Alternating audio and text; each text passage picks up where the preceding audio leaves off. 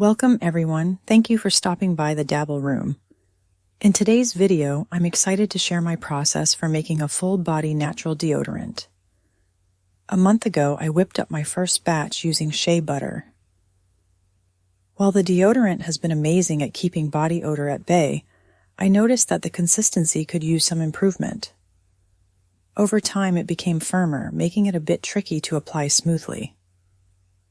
My goal today is to create a deodorant that glides effortlessly onto the skin without clumping.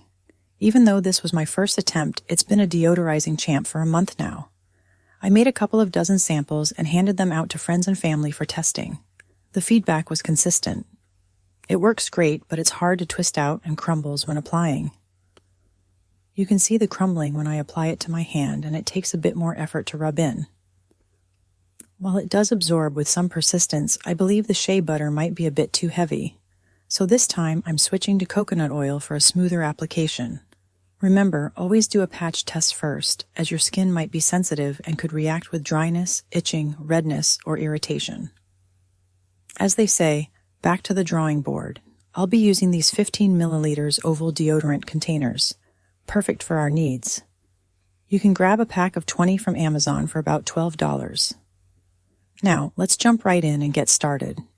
For this batch, I'll be using 1/8 lead cup of coconut oil, 1/8 cup of baking soda, 1/8 cup of cornstarch, 1 tablespoon of food, a grade diatomaceous earth, and 7-10 drops of essential oil for scent. First, I'll measure the dry ingredients into the bowl, then add the oils, and finally mix until it's all combined. Enjoy watching, and let's create something amazing together.